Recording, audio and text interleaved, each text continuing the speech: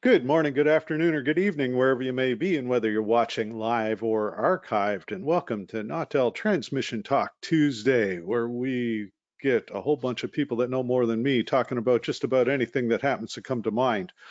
This is episode number 65, according to the little screen to my left, and we're still here. So I'm not sure if that's a good thing or a bad thing. We'll let you guys judge, but we're having a lot of fun. This week, we're coming back up on Las Vegas for the first time in 3 years. I'm not sure if that's a good thing or a bad thing, but again, it's still here. We'll talk about that. We'll talk about moving audio from point A to point B, moving people from point A to point B, all kinds of things. And I've got some really special guests. We were talking about how long we've known each other, and it turned out to be a little longer than we expected. But 30 years ago, I got a call from an engineer down near Nashville looking at serial number one of our AMs, and we were troubleshooting a power supply, low volt supply transistor failure, and we've known each other off and on ever since. The senior systems consultant for Telos Alliance, one Mr. Kirk Harnack. Kirk, Good to welcome. see you. Good to see you, Jeff. Glad to have you with us. And you had to remind me that was what, over 30 years ago at WCRV in Yeehaw, Memphis. yeehaw, boss, yeehaw. Wow. And now, not to be second to anybody, it's just how Ed put them on the screen. So we'll blame Ed for having very little grasp of alphabetical. Well, I guess HK, okay. We'll give him the miss. But Mr. Chuck Kelly, and Chuck and I have the unique relationship. I've worked with him, I've worked for him, I've worked against him, and I think we've pretty much been friends through it all, Chuck. So Absolutely. welcome and thanks for being here. Thank you for having me. So now, and it's funny because we'll hit the housekeeping in a second, but Elaine's already into the questions, letting us know that Bill Gilman says hello. So Chuck, you'd mentioned a Bill Gilman quote early on. I visited Bill out in the Gentner days in Salt Lake City, and I remember him saying, as we looked around the small engineering shop, he said, "I've been doing so much with so little for so long that I can now do anything with nothing in no time." And as Kirk mentioned, and for no cost whatsoever. Instantly and for free. That's on time and under budget. What a myth. Oh, But wow. anyway, so before we get rolling too much, we'll hit the mandatory housekeeping stuff. So everybody, if you're new to this, then you've got a little control box. If you hit the little arrow, then it'll expand the control box if you don't see it. But there's a place to type in questions. Feel free to put in your questions, comments, criticisms, concerns, sarcasm, snark, all of the above. If we find a place that fits in, I'll bring it up and we'll handle it.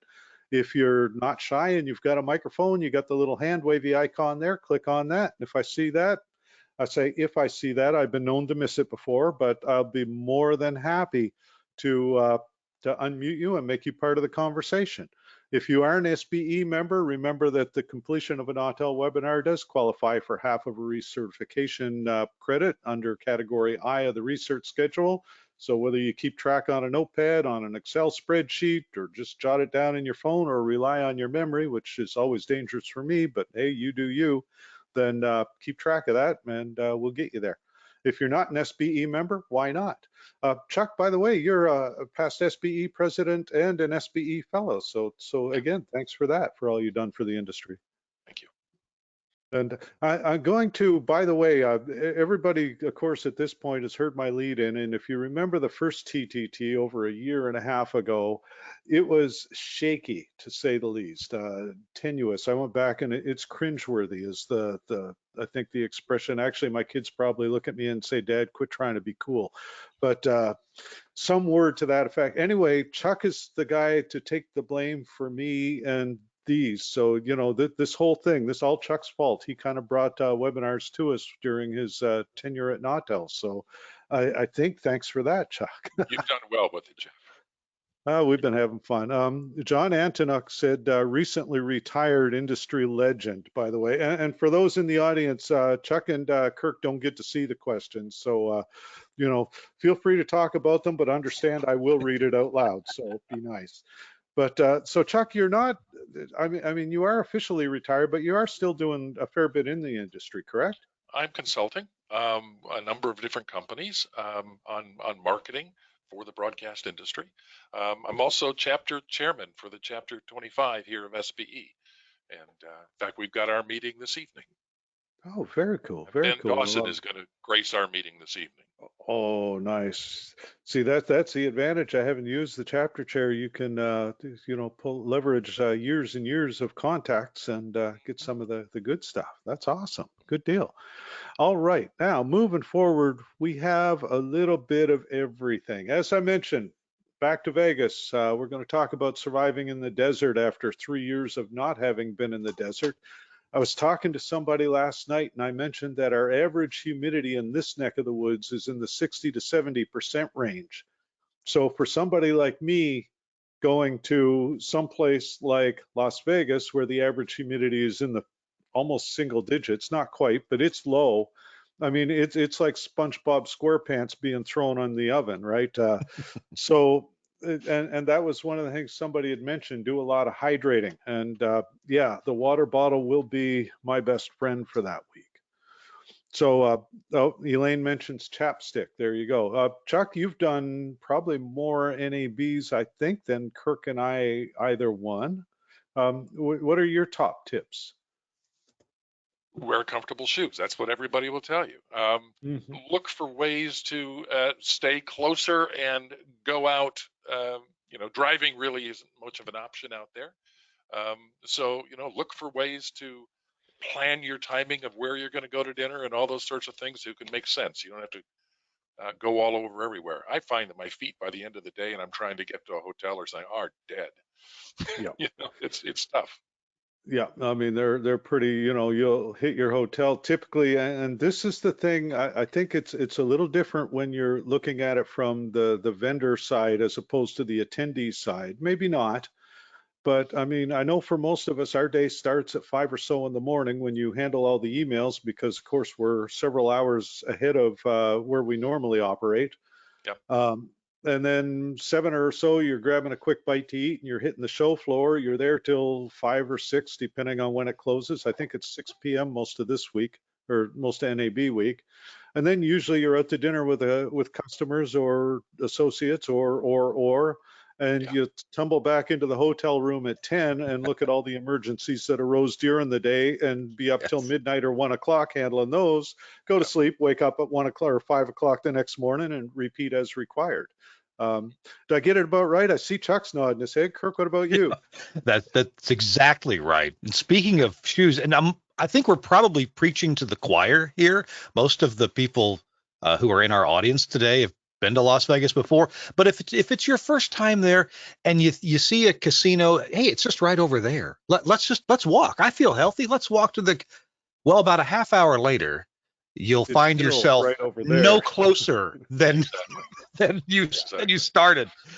One other thing that I'd like to say about Las Vegas, and it's more a factor, I think, of being on the vendor side, as you mentioned, Jeff. But one of the most frustrating things about NAB is you spend your entire year talking to people around the world, and then they come to the show, and you don't have time to talk to any of them.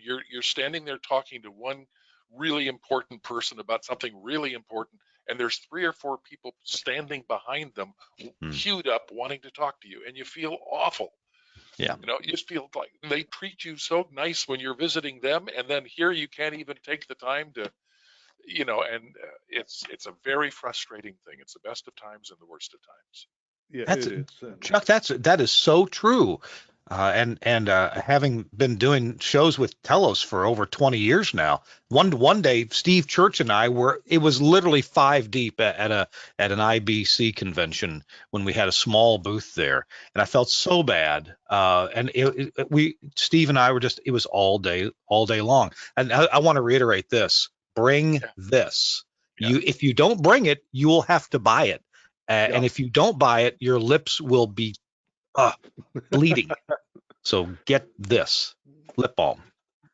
Yeah, that and I've got my, oh, look at this. It's even logoed hand sanitizer, little portable hand sanitizer pen.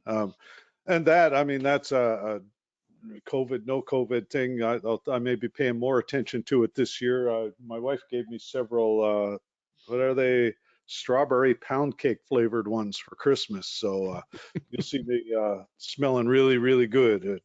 You know, that's a whole different thing. Ray Lewis in the comments has mentioned the monorail. Chuck was talking about try to keep things as close, and definitely anything on the strip, the monorail is a really good option to help you cut down on the walking, because yeah, that desert air can make stuff look a lot closer.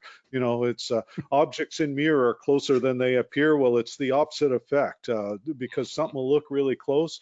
I'll give you an example. So I started walking and lost a few pounds, which may do me some good in Vegas because I won't be holding quite as much weight on the shoes. But so I figured, well, I'm staying at this hotel, so I'll walk down to the next street and I'll walk west on that street and north on that street and east on that street and south, and I'll just walk around the block. You know, the walk around the block shouldn't be that bad. Well, the block that my particular hotel is on, 3.5 miles is the round trip. Well, Jeff, but most of it, 98% of those in this webinar today, in this Transmission Talk Tuesday roundtable, 98% of us, there is no building in our town that's as big as a casino in Las Vegas. So they look like it's just over there, and yet it's miles away.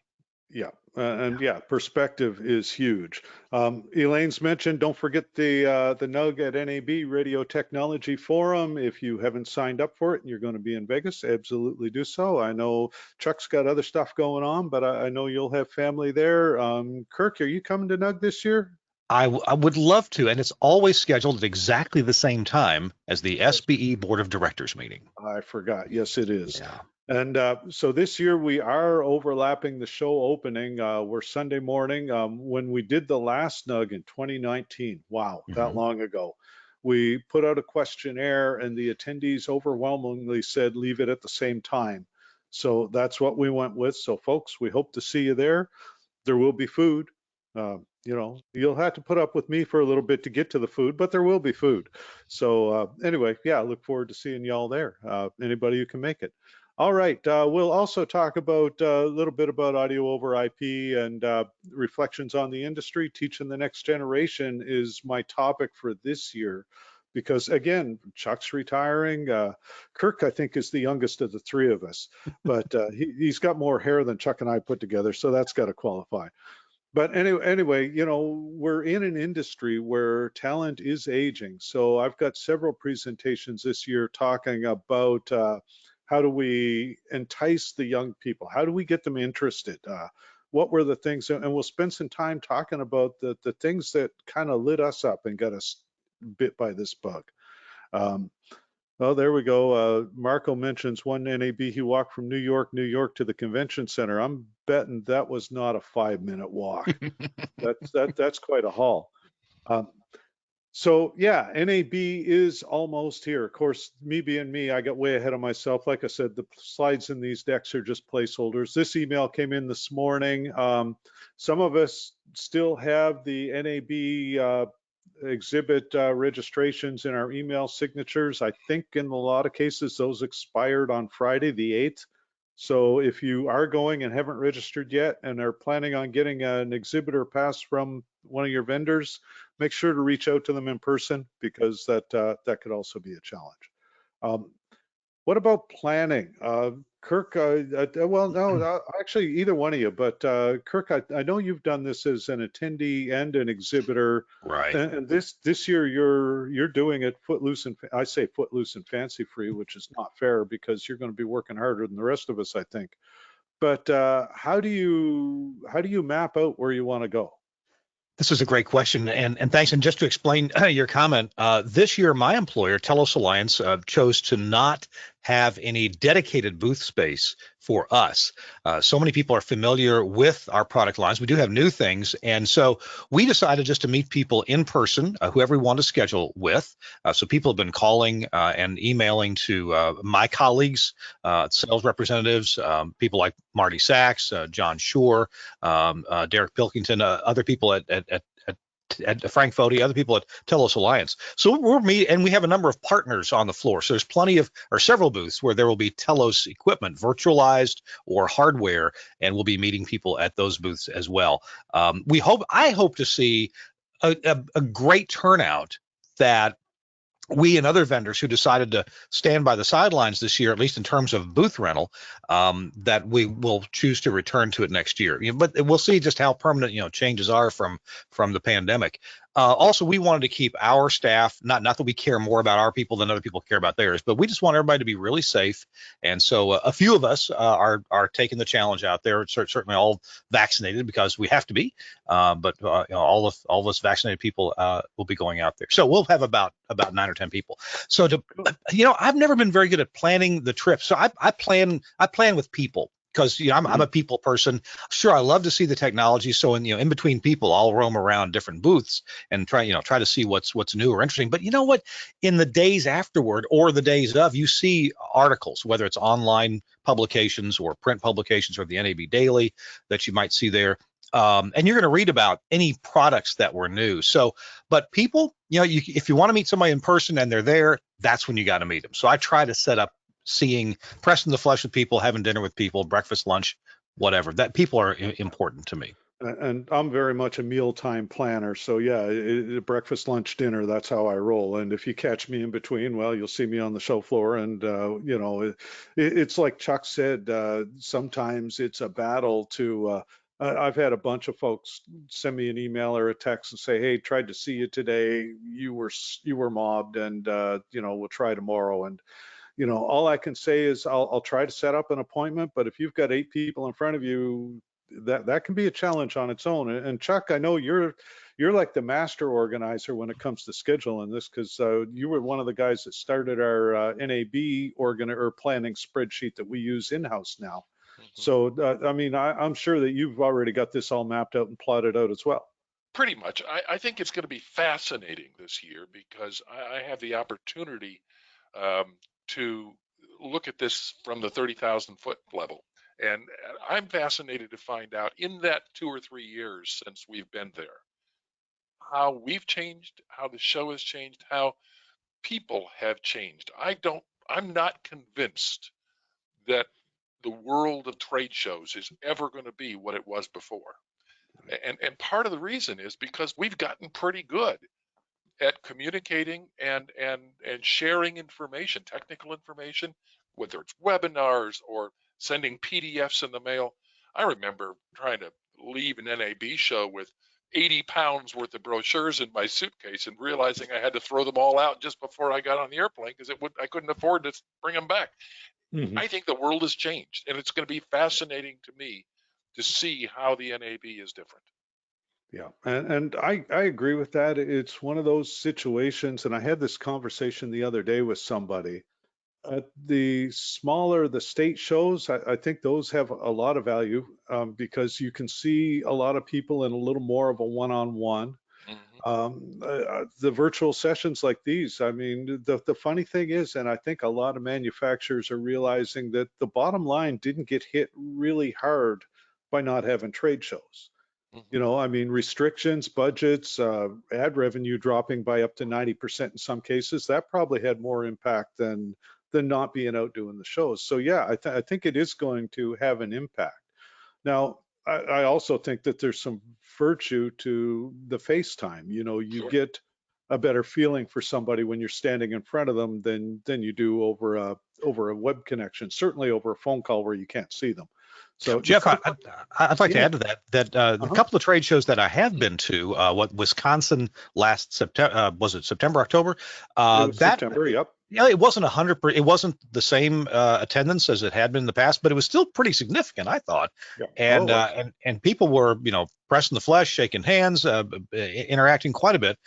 So I was encouraged by that. And then I've heard of other trade shows and other industries that people have come back from and said, man, it was active. Mm-hmm. It may have been situated a little bit differently. And yeah, there were some requirements and restrictions, but people were itching to get out and see each other. Now, just a couple nights ago, I took my son over to a local pinball place. They have all kinds of activities, pinball, video games, outdoor big games, that place was very, very active. I think people are itching to get together. Now, there's some people who have, health reasons to still be reserved, and I get that. I totally respect that. But for those who either have no qualms, no idea, or they know, or they think they don't really have any medical reasons to hold back, man, they're wanting to get together. So So it's pent up demand. yeah, pent up demand. Absolutely. Yeah. Absolutely. And the thing I've just noticed, and I think you're right on that, and the NUG, I'll bring that up again. Registrations are at about where they would normally be about a week beforehand, week and a half, I guess. Wow, a week and a half. I guess I should start preparing some things. Yeah. But the running joke, I did the tips and tricks at NUG one year, and somebody goes, "Wow, you must have been working on this for a while." And I said, "Yeah, I think I started on the flight from Chicago to Vegas." But you know, it is up there. Definitely, if you're coming, it'll be a little smaller than 2019 at a guess, but I've been wrong before repeatedly, and my wife likes to remind me that it's an ongoing process. So, Well, Jeff, it seems like CES turnout there, at least the people I talked to said turnout was small and disappointing. So CES, of course, and they were also tail end of Omicron, or right before. I can't remember which was which now. But yeah, the turnout there was about 25%. I can tell you based on NUG registrations that we're at about 75% of what we would have been in 2019.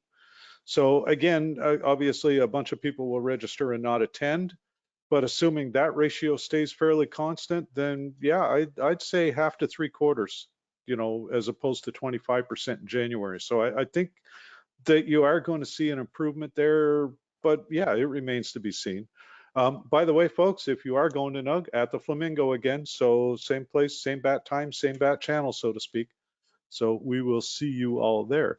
Now, Chuck, you brought up a really good point. You mentioned that meeting and eating, or maybe it was Kirk. There, see, look, already I'm getting confused. But meeting and eating is what I do, and we do a lot of the best brainstorming works around meals. And so shifting gears from NAB totally and going to a smaller show at the Wisconsin Broadcasters Show on October, Chuck set us up at this little place, and there was you, me, and another austere gentleman, one Mr. Frank Foti.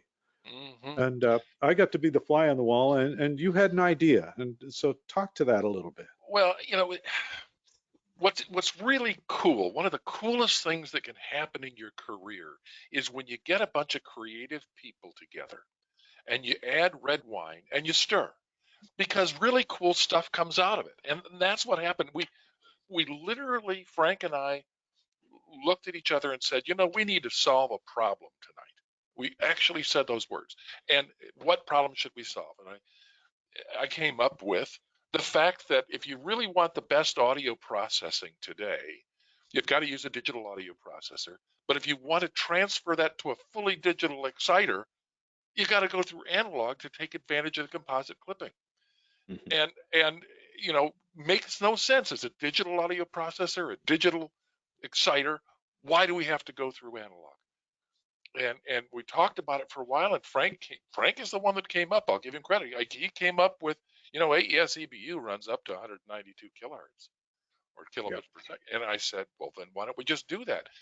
The funny thing is that this had been attempted with a different technical standard years before, between a transmitter manufacturer and an audio process manufacturer, and it failed. And I'll just say politics, but it failed. And Frank and I just looked at each other and said, the only way to make this happen is to commit our organization. Now, Jeff, I didn't have any right to commit this organization, the Nautel organization, but I did. And Frank did. And we said, this was October. We'll bring it to NAB and it'll be ready to go. And I came back after that trip and I told the company, this is what we're going to do. And they all looked at me like I was crazy. And that may have been true, but the fact is we did it. And here's the other interesting thing that I'm really proud about that. Frank and I had talked about, do we release this to everybody else? Because this is going to be a pretty neat thing. This has the ability to change audio in radio stations. I mean, the largest change in audio in radio stations since the demise of cart machines, I imagine. And we said, okay, let's do this. Let's hold it as our own, that is Telos Omnia and Nautel for a year, and then we'll release the standard to everybody else. And we both agreed that was a really good idea. Well, the morning at NAB that we announced this, instantly every other audio processing manufacturer showed up in my booth, and every other transmitter manufacturer showed up in Frank's booth, and we went and met in the hallway and said, you know, we can't do this. We can't hold it off the industry, because if we do, these manufacturers will be forced to create a competing Right. standard, and that's the last thing this industry needs. And the great thing about standards is there's so many of them. Yeah. So that was a really exciting time, and I was really proud of it. Well, the great thing about that standard, though, is that you developed it based on an existing standard. AES at 192 kilohertz sampling, which is pretty much the minimum that it takes to do FM baseband well. Right. But by the way, I think it's worth pointing out, because there are plenty of people in the audience that have not tried this or don't know the real reason this was developed. Yes, Chuck, you laid it out: digital processor, digital exciter, and yet we have to go to analog between. But FM transmission, noise is bad. Any noise floor in there is bad. And when you go to an AES EBU digital standard to transport this important and fragile signal, you want it to appear at the modulator perfectly. When we can do that over AES EBU, we have a great noise floor. We're not depending upon the noise inherent in resistors or transistors or anything like that. You get a great noise floor, and you get a more perfect stereo signal out farther into the listening area. You're right. And the other thing that's really cool about it is that with every A to D and D to A, you lose peak control. Yeah, right. When you've got AES EBU transfer from the processor to the digital exciter, your peak control is impeccable. You can set it to exactly what you want your peaks to be. And it'll be exactly there. And I mean, that's one of those, whether you're talking sample rate converters, whether you're talking A to D, D to A, every time you make a conversion, you're introducing artifacts, you're impacting the quality of the signal. So the more you can send it point A to point B without changing it, the better off you are. Precisely. So it's kind of cruel to leave that picture up there, Jeff, because I'm hungry. I haven't eaten lunch yet. It's 1:30 here, and neither have I. So I'm torturing myself too, and that was my plate. And so last year, I think it showed up my Facebook this morning. I had to try to recreate that at home because, of course, it'd been a couple of years without going to Vinsanto or to. I have a place in Vegas that I go for lasagna as well, and. So yeah, it was relatively speaking pretty good, but it was a sad imitation. The problem was Jeff, and I say Chuck and Frank, and you guys all probably ordered spaghetti or ziti, and the order came back to the kitchen, and Mama Gambino says, "Oh, they want the spaghetti? I'm making lasagna." Well, and to their credit, and Vinsanto has been another COVID casualty. They're temporarily closed, although they're talking about reopening and doing some much needed remodeling. So that'll be kind of cool. I'm looking forward to that. But when Frank says that was good lasagna, that's some pretty high accolades. So yeah, and so this is where the MPX over AES originated, and from there it was kind of a short segue to things like micro MPX, MPX over IP, and then it was from there a quick step into virtualization and cloud-based everything. And I've done umpteen sessions on those. We're not going to rehash those, although I'm going to, in a couple of slides, get Kirk to shift gears and show us some stuff. But so Kirk, talk a little bit about virtualization, and without recapping what you're going to be covering in your own slide deck. You know, everybody's like, well, I'm not going to rely on somebody else's computer, but when you're cloud basing, it doesn't have to be somebody else's computer if you choose not to, does it? Yeah, when you're virtualizing, it can be your own gear, your own computers at your own facility, on premises, as we say, or it can be somebody else's computer. And you know, uh, when you we're talking about virtualizing, and the one reason is because if you don't virtualize, if you use purpose-built equipment, then you are stuck with that equipment, with that design. Very few improvements would ever be possible with it. It'll have a lifespan. When it dies, it's dead, it's done. You have to throw it away.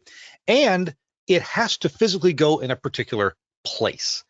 You don't have many options as to where you're going to put this thing. Now, if you're building transmitters, transmitters do have to go at the tower anyway, at least in today's technology. If you're streaming on the internet, doesn't matter where your content distribution network or CDN is, you're depending on it. It's in a data center somewhere.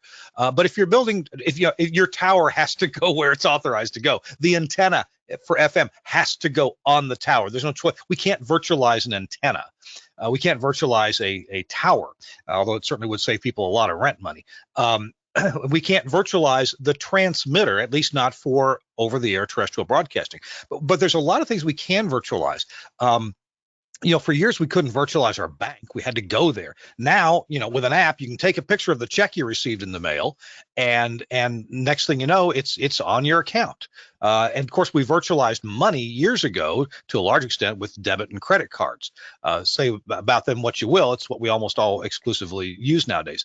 So when we're talking about some technology advancements have made possible the handling of real-time audio in a virtualized environment, whether that virtualized environment is in your own equipment racks, behind the control room at the radio station, or if that stuff is off premise at a private data center somewhere or in one of the cloud providers.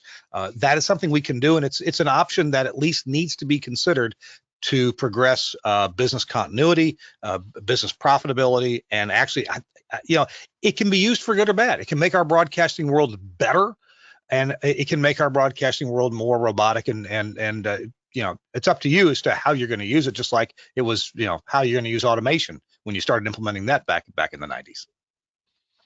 That was exactly where I was going to go with that. And you make a really good point about it. And one of the things, and speaking of virtualization, and I'm hitting the nug horn once again because I keep seeing comments things that I forgot to remember. We're actually streaming the nug for the first time ever. And quick plug to Josh Bones Group, but we're going to be relying on Max Connect wireless modems. So we're hoping prioritized LTE will break us through the typical Vegas hotel internet experience.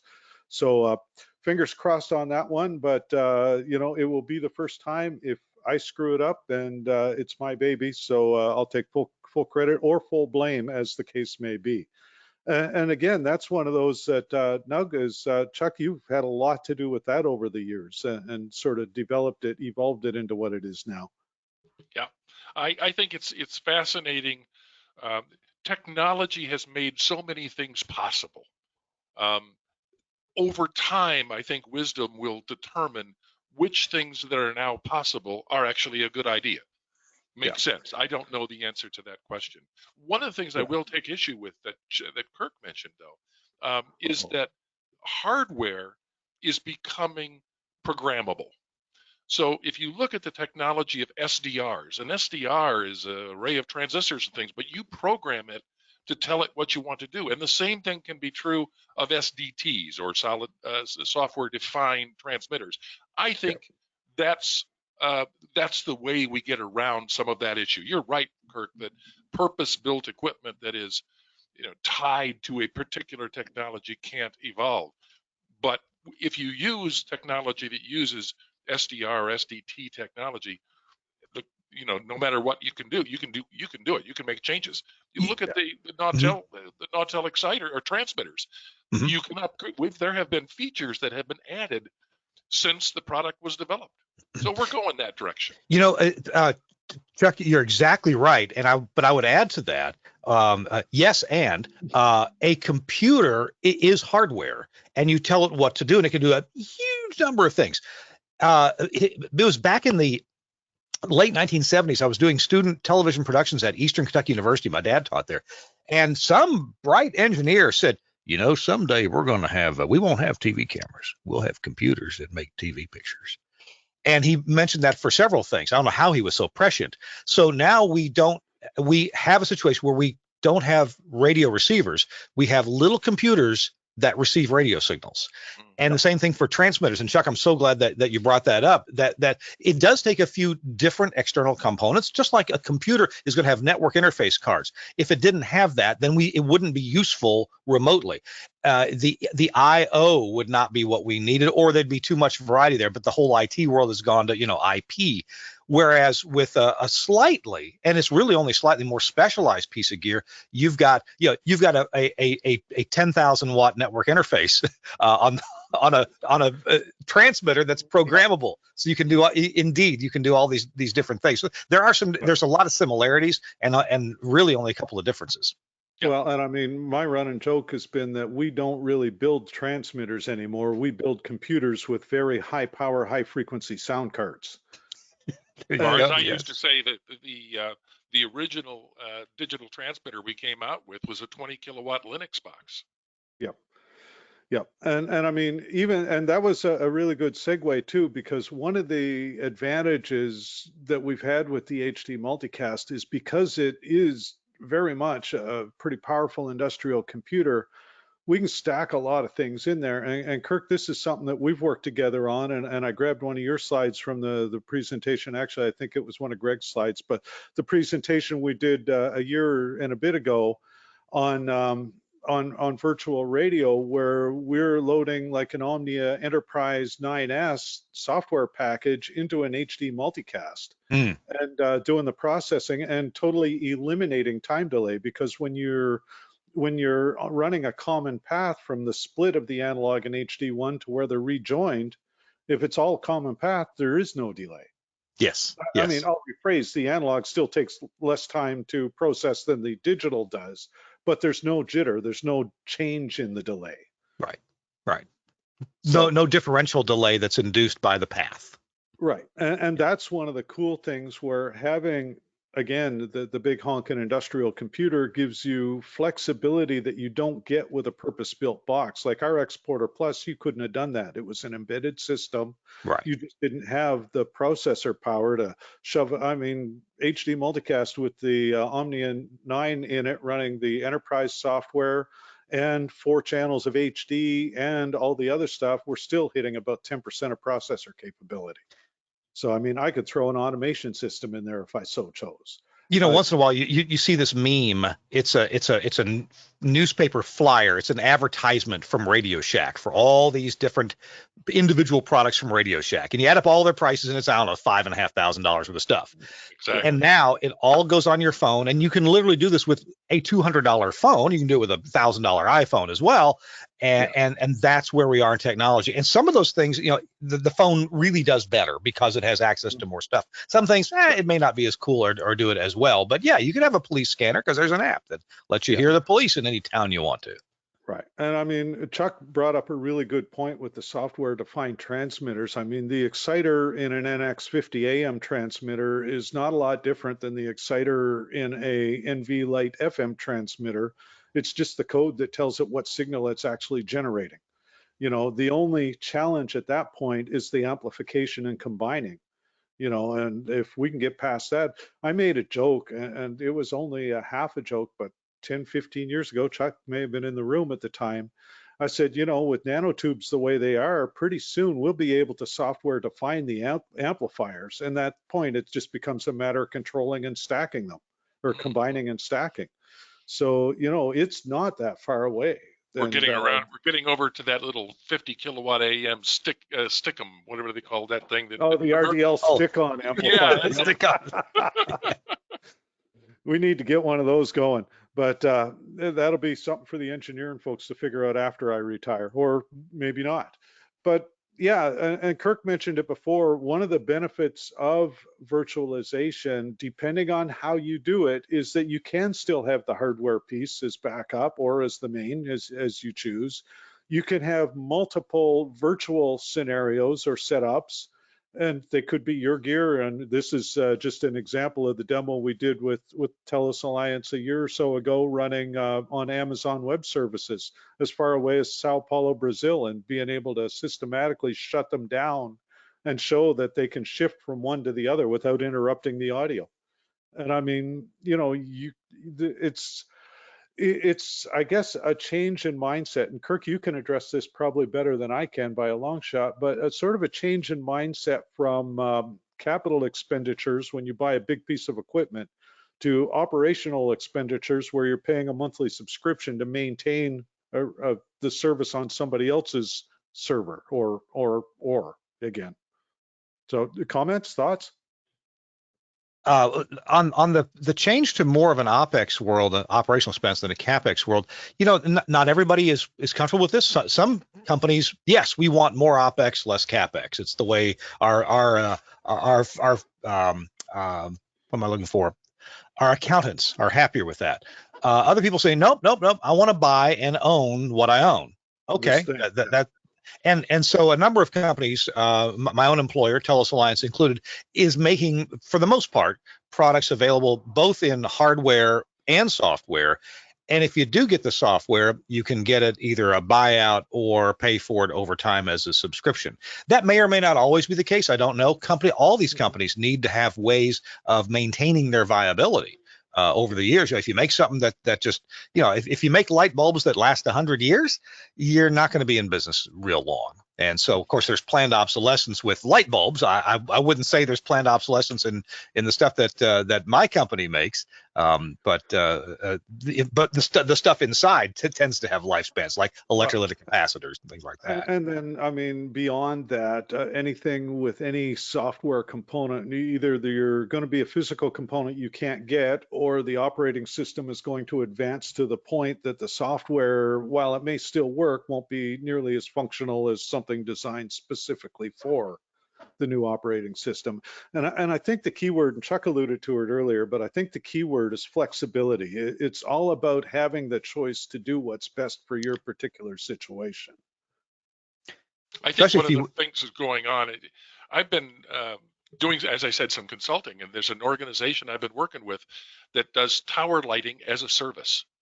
And it's fascinating to broadcasters because many broadcast engineers don't have time to go out and check the tower lights every week. And they don't know, they don't want to climb the tower and change the beacon. So they are selling it as they'll come in and put the tower lights on, they'll maintain them, they will monitor them from a knock and file automatically the information with the FCC that needs to be filed. It's a really interesting approach to things, and it's as far away from software as it could possibly be. Here's a situation that's totally hardware, but it works. Right. And I mean, that's something I've seen a few contract engineering firms that we're working with who are putting in even facilities management as basically as a service, you know, as part of their monthly retainer. They're watching a lot of parameters via SNMP or whatever service they use. And that ties in a little plug for there's upcoming Radio World ebook on control and monitoring, but so keep an eye out for that. But yeah, there are a lot of options, I guess. And again, flexibility is the word I use. It may not work for everybody. If you've got an engineering staff, you don't need remote monitoring of this stuff. But if you're, you know, a little station, then sometimes pooling resources is beneficial here locally. This was something that happened years before the concept really became big, but the local radio stations pretty much pooled studio facilities between 3 competing companies. And Chuck, I mean, I know you've lived up here, so you're familiar with them, but and that wasn't a really common idea at the time, so it kind of shook the industry up a little. But yeah, it is something. As we see more people come out, you got 2 choices. We find more people, which we'll touch on in a bit, or we have to figure out a way to make do with what we got. As Chuck said earlier, doing so long for so little that we're now qualified to do anything with nothing. And part of it is also that the industry has changed. I mean, I worked as a I had an assistant engineer when I was working at KIUP, KRSJ, an AM/FM combination, and there were 2 full-time engineers there. Now it's the complete opposite situation. Now you got one guy handling 8 radio stations. But part of that is the fact that you don't have to run around with a tube checker on every piece of equipment in the facility. Yeah, yeah. Technology is So improved. exactly. And I mean, it's a combination of the technology. It's a combination of how we implement it. And some of it is, like I said, the technology will shift based on demand. Well, the demand is based on the industry. And so it does kind of make a little bit of a circle when you get right down. Kirk's kind of looking like he's got something he's got a thought, I can Oh, tell. what my thought, I see your slide here with the Scala PR450Us, or I think they have a different model number for them now that Catrine owns them. But I was just thinking about clip art because I use the exact same Scala and antenna. If you Google, images.google.com and you look for STL antenna, bam, you get that one all over the place. So it's interesting how some things are so industry standard for Well, STL. and to be honest, this again, if you notice the logo in the top corner, this was probably one of your slides originally. So it very well may have been. Now, while we're talking though, you had mentioned and talking virtualization, there's this came across my news feed this morning, the Radio World Digest, and so I clicked on the article, and you were talking about containerization, and this quote got me thinking a little bit, which early in the morning can be a challenge sometimes until I imbibe more than 1 or 2 of these. But so you've done a fair bit. You guys have invested a lot into education on containerization. Talk to me about that a little. Well, just 15, 16 years ago, my employer, Telos Alliance, and set me out to educate people on audio over IP. And it wasn't an instant sales job because it takes years for a big idea like that to spread across. And then, lo and behold, I don't know, maybe 7, 8 years later, you go to the NAB show and every booth said AES 67. Because yes, everybody's doing audio over IP. We're kind of in the same way here with software container technology. And I've got a few slides here that can help explain that if you'd like to turn that over to me. How would that absolutely would. You should have a little pop up on your screen now. Good deal. Okay, this is a really abbreviated version of an hour-long thing, and so Telos Alliance is doing a series of webinars on this topic, and we're kind of in the middle of the series right now. In fact, we're giving the next one Wednesday. Tomorrow. In fact, we're rehearsing it about 10 minutes from now, so I'm going to have to buzz through this real quick. I knew you had a hard cutoff. That's why I was trying to get to it.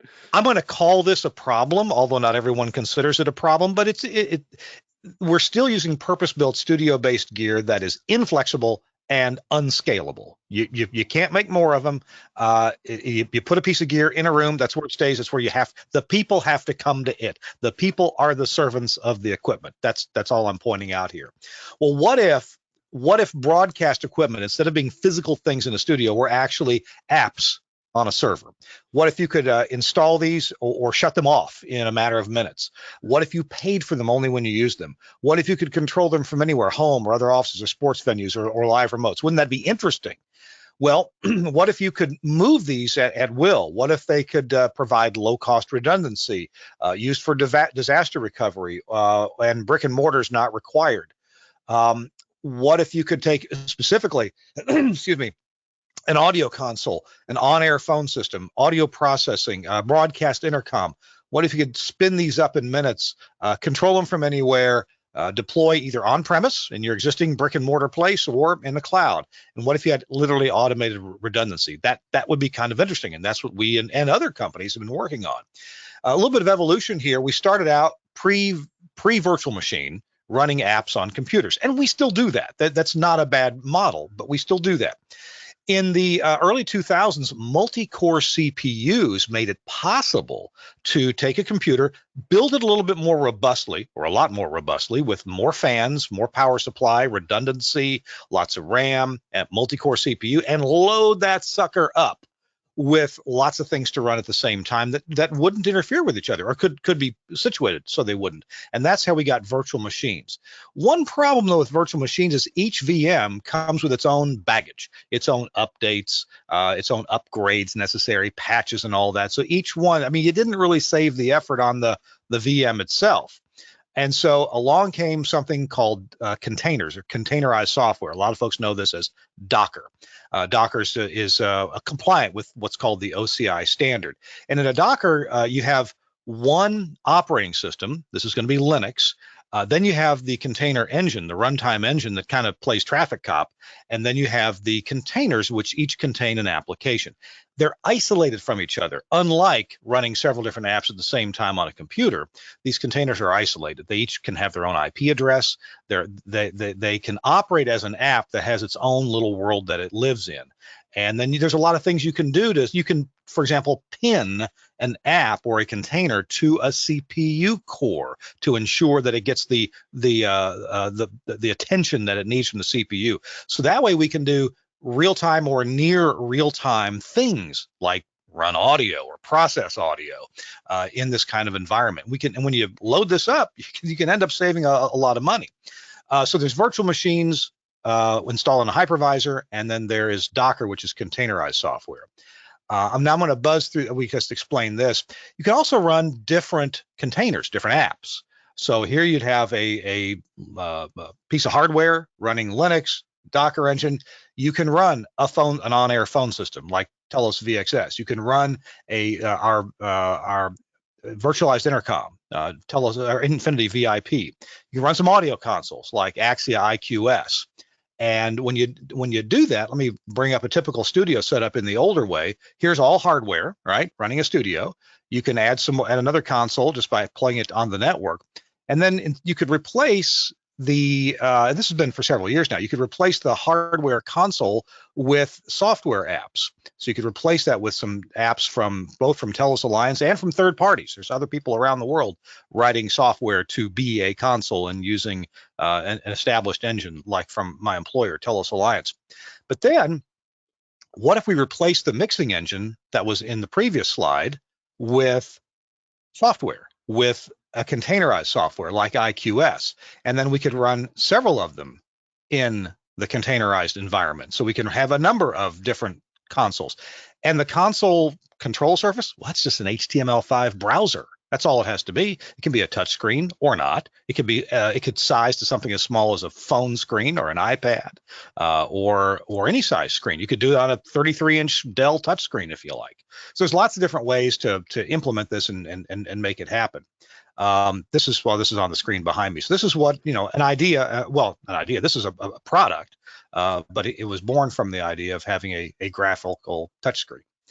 Let's see, we're almost done here. Let me show you a few pictures. This is a friend of mine. This is Big V. And here is we added an extra mixing capability into this hardware studio. So Big V can mix two things at once. Yes, we get double our money's worth out of Big V. Here we have a room that has a really old Element console. It's literally 15 years old. It's kind of a Franken console.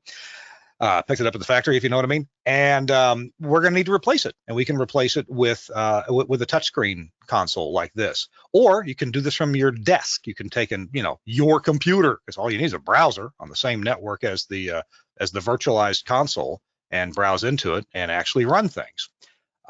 Here's a phone system that is literally virtualized. Now, of course, you still have physical points of contact like a vSet to physically control it.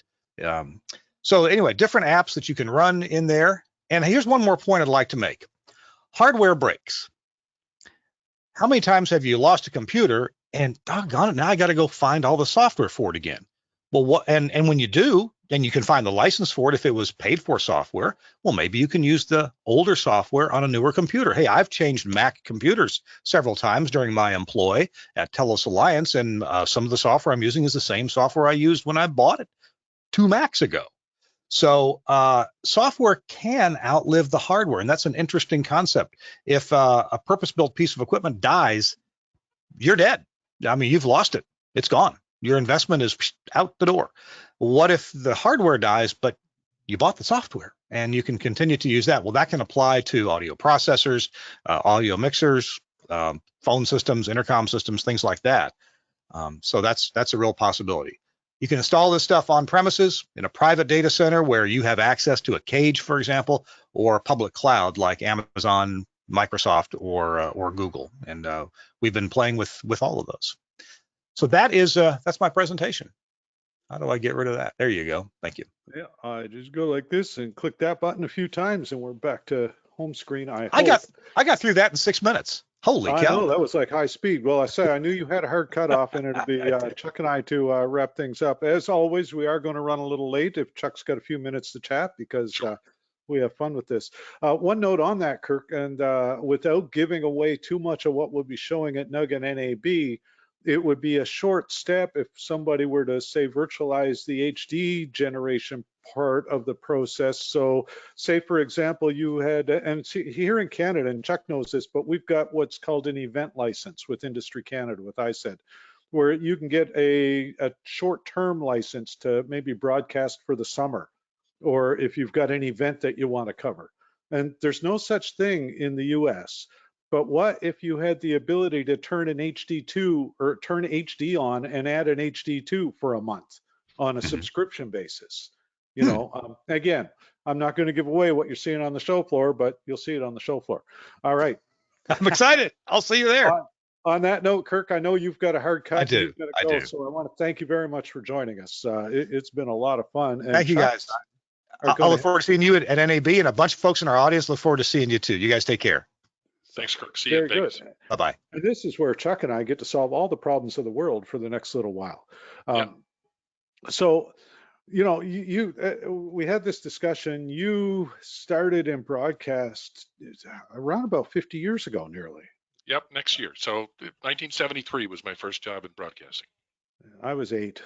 Sorry, but you also made a good point earlier. I mean, I know you've worked with as ITC. You've got you know, hands-on experience from the manufacturing side point on cart machines, and you don't see. I won't say you don't see any because they're still around, but you don't see near as many as you used to. Yeah. So evolution-wise, what do you see? What do you think? Well, first off, you know, people are always fond of talking about, you know, where's radio going? Where's broadcasting, over the air broadcasting going? And I'm an absolute optimist. And it's because I have seen over the years that radio and television is a chameleon. They change as the marketplace changes, as the technology changes.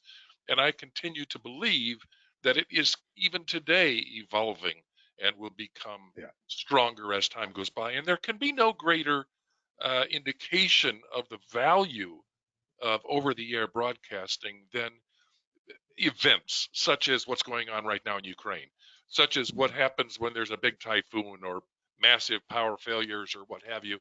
Broadcasting is there, and that's what everybody goes to because the cell phones don't work, the internet's down, and this is where people get information.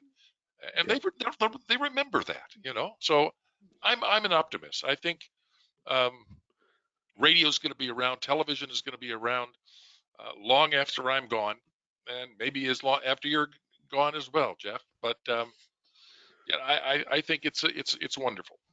Yeah. Now, one of the things that, and I've made this comment before, but anytime you see a change, whether it's a big change, a little change, gradual, incremental, or abrupt, there are the people that jump right on it and adopt it. There are the people that are like, I'm going to wait and see if this lasts. And then there are the people that are going to tell you about how great the good old days were. And typically the good old days, while they weren't all that bad, were not a whole lot better or worse. They were just different. Whether it was television that was going to kill radio, whether it was what do they call that thing on the television where they were playing radio? I forget what it's called. Just killed the radio star. Remember? But you know, all of those things. There's another category of person that, faced with changes in the environment, says, okay, now how am I going to take advantage of this? Yeah. And that's what we're doing now. Because the hybrid of internet, for instance, and radio is more powerful than the radio by itself. Yeah. So this is what I call the getting the job done picture. But yeah, sometimes you just grab on and grunt and get the transmitter where it needs to go. That was in the 80s, and that was in Hanoi, Vietnam. And we're mhm, taking a rack full of equipment. We were demonstrating HD radio in Hanoi to Voice of Vietnam, and we were yeah, taking it. That's a Lane Gee in the foreground. yes.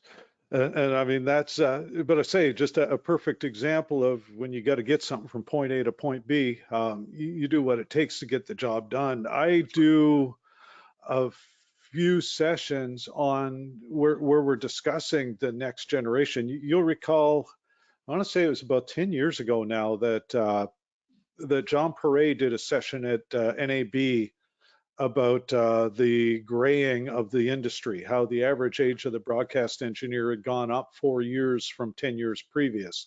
So, that we were, and I was talking to John very recently about it, and it was, that trend had continued. I mean, the average age of the broadcast engineer has gone from 40 to 50 to 60 plus. So, the big deal, and I talked to a lot of people about, where are we going to find the next group? And I don't think it's a matter of where we're going to find them. It's where we're going to find the people that get the spark, and I use the example, I had talked to a station in Michigan once who they put on basically an open house, and they invited kids from the STEM programs and the tech schools in the area, brought them in, put them in front of the microphone, let them record their little demo and put it on a USB so they had something to take home. And the engineering guys were there, and they kept an eye, and they looked for the kids who were looking at the other side of the microphone to see what it Sure. was connected to. And they ended up grabbing 10 or 15 of them and taking them and showing them an STL hop and showing them the nuts and bolts, and ended up hiring an intern who is now their full-time assistant engineer. So, there are ways, but that's one of the things. I know you've put a lot of resource into that, and we'll be talking about that a little bit in the future as I go forward with this thought this year. But education is huge, and I know the SBE puts a lot of effort into it. I have to credit the mentorship program at the SBE. I think it's really a sacred obligation that we who have earned our livelihood for our entire careers from broadcasting have to pass that information on to the next generation. But the other Right. issue that you brought up is another really important one. Let me ask you a question, Jeff. You're a father. Yeah. Suppose you've got a son or a daughter coming to you for career advice. Would you recommend to them that they become a broadcast engineer? I'd probably recommend that over becoming the guy in front of the microphone. But But the point of the matter is, yeah, it's broadcast engineers in general are underpaid for the amount of education, the amount of risk, the number of hours, the amount of responsibility that goes right. along with the job. And Yeah. the only way that we're going to improve the number of people coming into our industry, in my opinion, is the law of supply and demand. And Right. that is when there's not enough people to go around. You Um, pay them more. yeah, and I think it'd be wonderful to write an article for one of the radio management magazines, the Hmm. business side of broadcasting, and just entitle the article, "Who are you going to call?" Yep. And I mean, it ain't going to be Ghostbusters. And you're right. I mean, my boy right now, the youngest one, is much more interested in content creation Sure. than content delivery services. And, we're encouraging that because, to be brutally honest, I mean, somebody who's creating content can get a job in marketing, can get a job in sales, and, or. So yeah, there's definitely some some takeaways. There are some things that need to change, and that is one of those. How do we drive that? How do we make engineering part of the management team again? Because that is something, and you're old enough to remember this, but way back in the day when you were in Durango, engineering was part of the management team. You wore That's a right. suit and tie, and if you had to go out to the transmitter site, you had a pair of coveralls. Yeah. And then in between, we kind of lost that, sort of lost focus on that. And I mean, I think part of it's because engineers tend to be happier when they're sitting in the back room fixing stuff and not when they're sitting in a meeting wasting a bunch of time, because it's not an efficient use of time typically. Mhm. Somewhere around here, I've got a mug that says I survived another meeting that should have been an email. And it's true. I mean, we focus on the efficient use of time. So how do we change that? I think part of it is to ourselves. I think broadcast engineers, and you more or less said it, are much more comfortable with the very predictable changes in flow of electrons than they are trying to understand personalities and people and human interfaces. And so I think we tend to hide behind our jargon. Yeah. I think it's imperative that broadcast engineers, when they're communicating with the rest of the organization, stay away from the buzzwords, speak in the terms that the station understands. I think that's a nice beginning step. Yeah, and Marco in the audience makes the comment that the SAIT in Calgary, Southern Alberta Institute of Technology, just shut down their broadcast engineering course, and they were, as far as I know, the last purpose oriented broadcast engineering course in Canada. I know they're getting fewer and farther between in the States, so it's going to become even more incumbent on the SBE, but on engineers in general to become the Elmers. And, it used to be, 40, 50 years ago, we all had an Elmer. So, at this point, and I know kudos to, he's not in the audience list, but kudos to Chris Tarr, who has done an amazing work with the SBE mentorship program. Right. And, just, yeah, shout out to that. If you've got a couple of free hours, doesn't take a lot, a couple of free hours every couple of weeks, then volunteer to become. Give something back to what paid for everything you have in your whole career. There you go. Yeah, Jeff Wilson mentions engineers need to read How to Win Friends and Influence People. But, and John makes a good point. How do you get ownership's and management's attention? And so John mentions this, and that's one of the things at a state show in the very near future. I'll be presenting, teaching the next generation. But I'll be presenting it. We're going to try and put it on the management track instead of the engineering track. It's So, interesting though, because it's a much broader field than it used to be.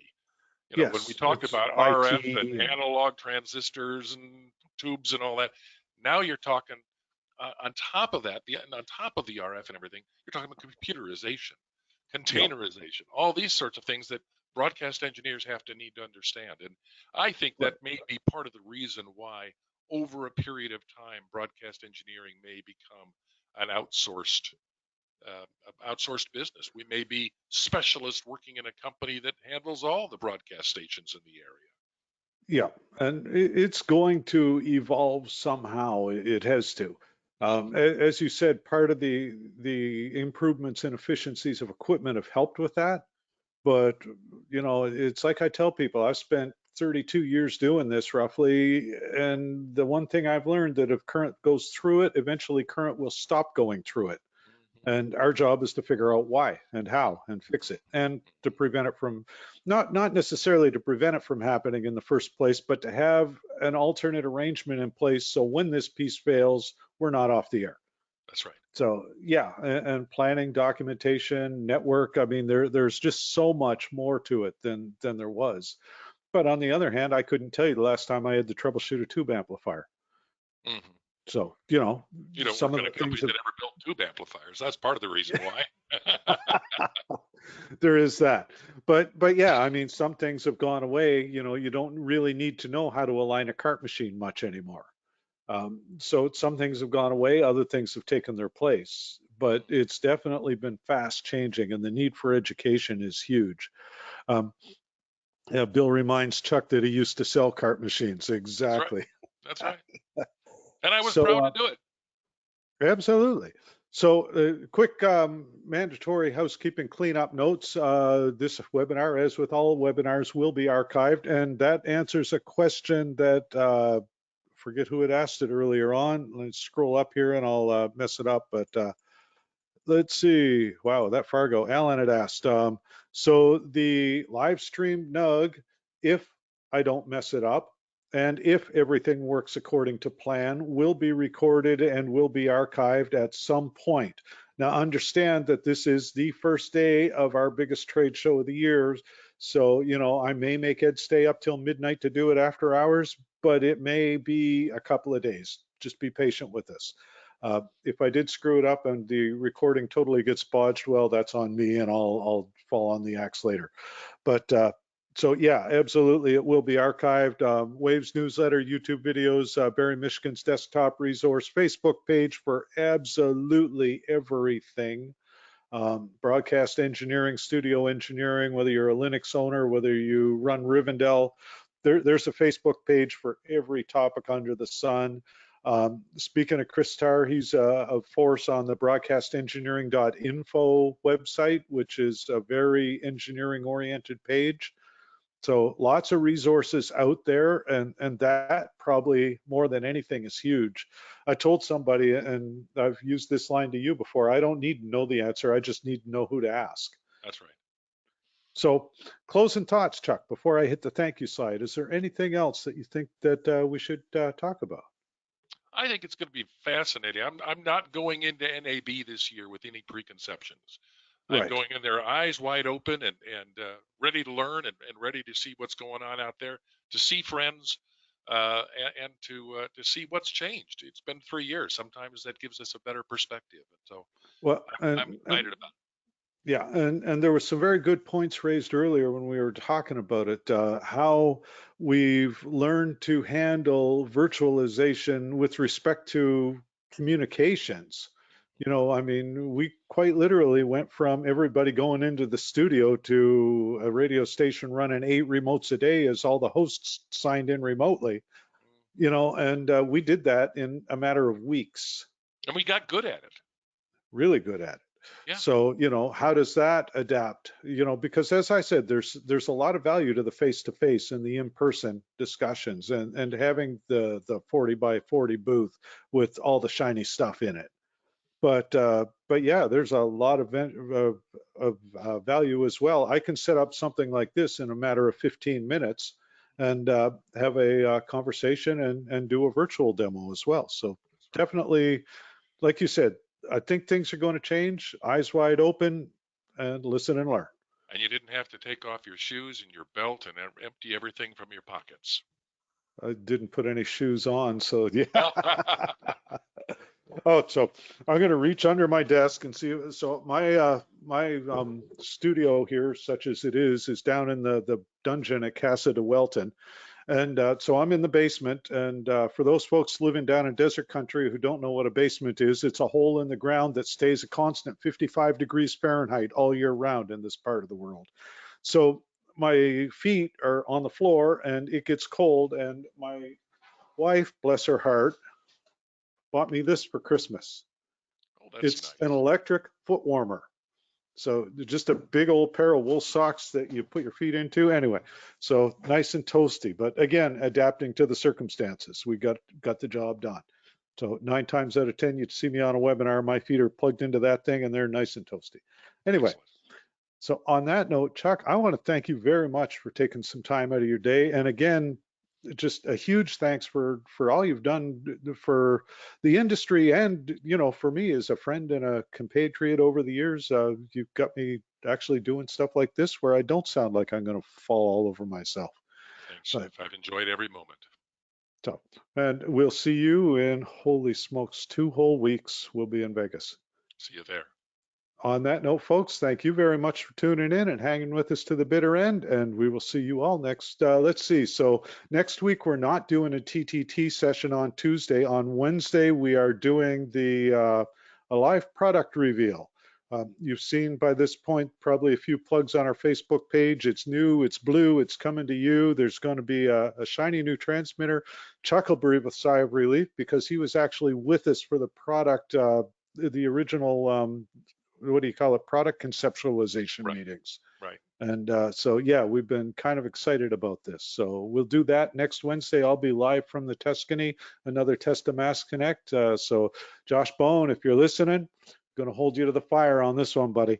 But on that note, folks, I want to thank you very much. We'll see you next Wednesday for that. The week after that, we're doing NUG from the show floor. So we'll do a show floor, basically an NAB booth tour for anybody who's never been to one, see what we go through, and we'll have a lot of fun. Again, Chuck, thank you. And folks, thank Jeff. you. See you all soon. Bye now. Take care. Bye-bye.